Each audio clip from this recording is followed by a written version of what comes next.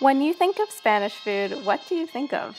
Do you think of paella, perhaps a salty slice of jamón ibérico, or maybe even tapas? But today, I'd like to introduce you to another lesser-known but equally as authentic delicacy from España, McDonald's! Just kidding. Here's everything I ate on our one-week family trip to Spain, more specifically in Madrid and Barcelona. So without further ado, let's just get started. As with every flight going from the East Coast US to Europe, we arrived to Madrid at 9 a.m. and you guys, you best believe I was looking and feeling, let's just say not my best, but we had to fight the jet lag somehow. And somebody decided that the best way to do that would be to explore the nearby flea market that only occurs once or twice per week. Before too long, we settled in for our first meal of the day and of the trip, tostas with jamón y octopus. What is this one? Octopus, right.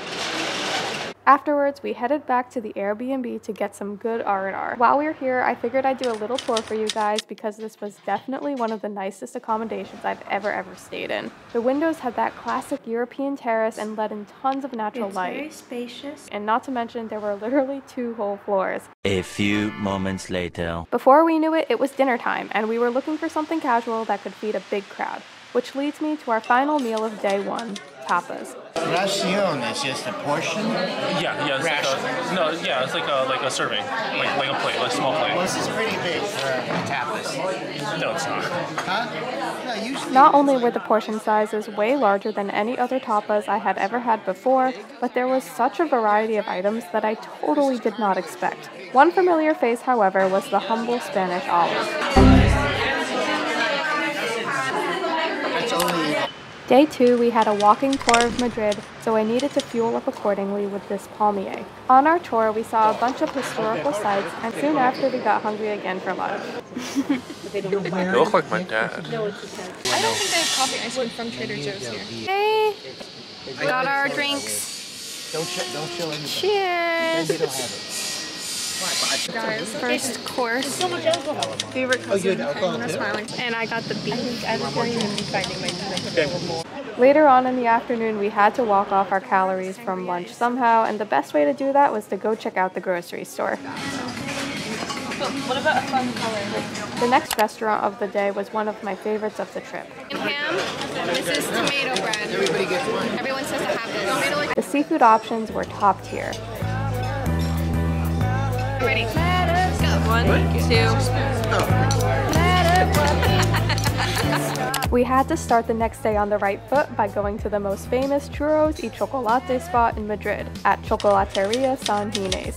As expected, the chocolate was super rich and the churros soft and buttery. I will say though that you can only have like tops 3 of these before you need something savory to balance it all out. And sure enough, we were soon able to satisfy that craving. What's about to ensue here is a 4-hour-long taste tour. It's kind of pricey, but essentially a local guide leads a group of tourists through some of the city's top spots. The first of which was a casual garlic shrimp restaurant, and obviously it was amazing. I mean, it's shrimp drenched in oil, so how could it not be? The next place we checked out, and the only other one that I filmed from this tour, was another tostas spot. Not gonna lie, I was already sort of full at this point, which is so sad, but I did force myself to just try a bite of each type of tosta. What's it taste like? It tastes like a Slim Jim. For dinner, we had a reservation at something a bit more upscale, a paella place, and I was super impressed with how quickly the kitchen staff was able to assemble each individual plate of food. We got to sample 2 different types of paella. I mean, that's the beauty of traveling in a huge group, I guess, just getting to try more of each thing. The next day, we headed to Barcelona, the land of really fun Gaudi structures and, for whatever apparent reason, a lot of birds too.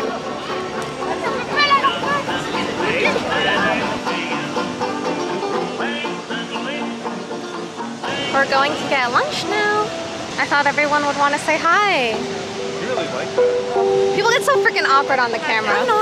The only right way to start off a food tour in a new city is to try a little bit of everything. So we headed off to another mercado. This one is called Mercado de la Boqueria. The first thing that caught our eye were these colorful fruits. We enjoyed a variety in both raw and in smoothie form. The next stop was an olive station. I knew it was impossible to go wrong here because I love olives. These are also mad cheap. The whole box that we got came out to a total under $3. Of course, we had to grab a sandwich as our first heavier snack and quote-unquote entree. We stopped at all of the seafood stalls. First, we had fried shrimp in a cone.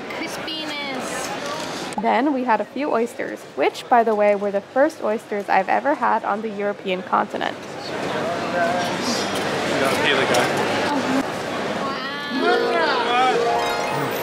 We also had sea urchin straight out of the shell, which I was super excited about, but honestly, it didn't really live up to my high expectations. Nice. We finished off the food tour with poke on toast. We actually got these for like half off since it was towards the end of the day. I figured I would also show these candy stalls just because there were so many of them and I was so close to getting one of those big strawberry gummies, but unfortunately I did not. I really should have though, because I could have used that extra dose of energy. After all, our next activity that day was hiking up the Sagrada Familia. It's the most famous church in Barcelona, and it's known for its Gaudi architecture. We went up just in time to see golden hour cast over the entire city. Hi guys, it's golden hour. For dinner, we took a break from Spanish food and found this cute little Italian spot. We had the salad with burrata and then this beautifully plated duck which looked like a crime scene after we demolished it. One of us also ordered this dish thinking it would be a whole entree, and it only contained like 10 individual raviolis. There's no spaghetti. Oh well, this must be really good. My pasta was a bit more basic, but still tasty and the perfect way to end our first day in Barcelona. With ample food in our stomachs and rest from a good night's sleep, we ventured to Park Güell the next morning. It was so warm and honestly it felt like a mini tropical vacation with all of the palm trees and colors. We learned all about, you guessed it, Gaudi architecture. So crowded. All of that walking made us hungry for our first real meal of the day. Somebody suggested steak and immediately I was sold. Different kinds of meat. Tenderloin with grilled. The way this restaurant works is similar to KBBQ, and I like that because I like my meat super rare, honestly maybe a bit too rare, so that's exactly how I cooked it. And hey, I'm still alive to make this video. Afterwards, we went to do some basic Barcelona tourist things, and then we headed to the beach. Yes, I'm at the beach. It was my first time at the beach in Europe, so I went into the water even though it was the middle of October and it was absolutely freezing. Then we went to go get some gelato. What if that one looks good too with the orange slice? That's what we're about to go. Oh my god, we have the same taste. Oh. For dinner, we went to one of the top-ranked bars in not only Spain, but the entire world.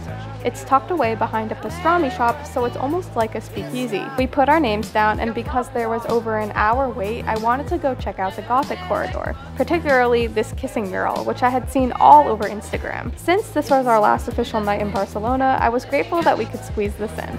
After what felt like forever, we finally made it off the wait list. We were all super hyped to be there. The interior was just out of this world. There were so many cool lights and decorations. We decided we would each order 2 drinks throughout the night, and the rule was that no 2 drinks could be the same. That way we could share and try as much as we could. Paris is inspired by Arabic people. Okay, here we are. Space like a cosmopolitan. Oh my god. Here we have that change the color. Okay.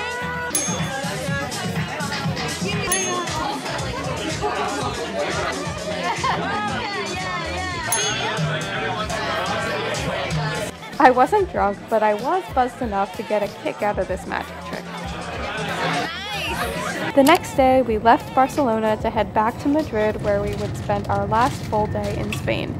We had lunch at our final market of the trip, San Miguel Mercado, where we enjoyed these olive skewers.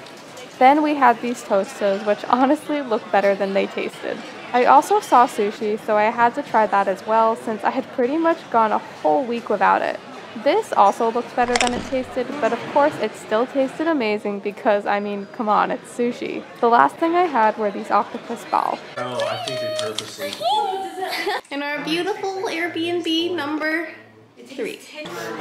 It's a big wine glass. Going to Botín. Yes, and famous. I'm so excited, and I think it'll be a very good meal. Yeah. And we'll see you in a few minutes. Yay! Saving best for last, we finished our trip with quite literally the oldest restaurant in the world, where we enjoyed suckling pig.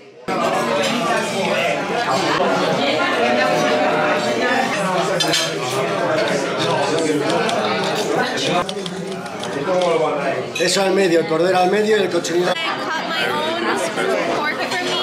There's a potato.